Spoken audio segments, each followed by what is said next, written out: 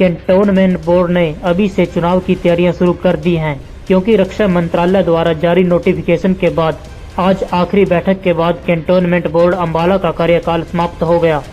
अब बोर्ड के अधिकारी और पार्षदों की आखिरी बैठक में विकास के लंबित 16 एजेंडों को सर्वसम्मति से पारित किया गया। 1924 में बने बोर्ड एक्ट अनुसार इसमें मौजूदा 8 पार्षद और मनोनीत पार्षद इसमें हिस्सा लेंगे।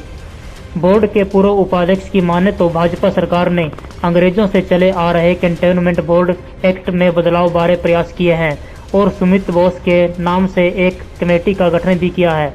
उसकी सिफारिशें सरकार को भेजी हैं, जिस पर मौजूदा सरकार काम कर रही है और जल्द उसमें बदलाव करेगी।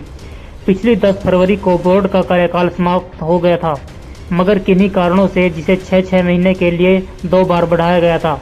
अस्थायी रूप से बढ़ाए गए कार्यकाल में सबने बोर्ड गतिविधियों को ठीक से चलाया।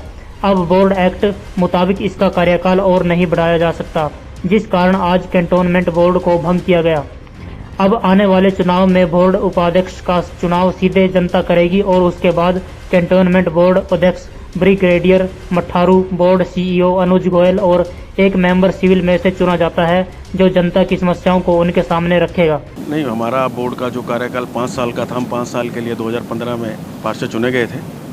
उसके बाद हमें 6-6 महीने का एक्सटेंशन भी मिला। एक्ट के अकॉर्डिंगली 6-6 महीने का 2 बार हमें एक्सटेंशन मिल सकता है और हमारा पूरा कार्यकाल जो है वो 6 साल का रहा। इस दौरान हमने अपने माननीय मंत्री जी जैसे डेवलपमेंट में लगे हुए पूरे सदर एरिया में और वो कर रहे हैं अम्बाला कैंट का विकास, उसी तरह उनको देखा देखी उनके मार्गदर्शन में हम कैंटोनमेंट का भी हमने इन 6 सालों में बहुत विकास किया और हमने स्टाफ के साथ मिलके हमारे कमांडर साहब, हमारे सीईओ और हमारे जितने भी अधिकारी कर रहे हैं, इन्होंने हमारा बहुत सहयोग दिया और मेरे साथी पार्षदों का मुझे बहुत सहयोग रहा। वहीं इस प्रक्रिया बारे बोर्ड के अध्यक्ष और सेना के ब्रिगेडियर जीएस मठारू का कहना है कि बोर्ड में चुने हुए मेंबर्स का कार्यकाल 5 साल का होता है, जो पिछले 2020 को समाप्त हो गया था, जिसे रक्षा मंत्रालय ने 6-6 महीने के लिए 2 बार बढ़ाया था। इस बैठक के बाद बोर्ड भंग किया गया है। नए बोर्ड में अब 2 मेंबर्स ही रहेंगे, जिसमें एक बोर्ड के सीईओ अनुज गोयल और ब्रिगेडियर जीएस मठारू इसका कार्यकाल देखेंगे।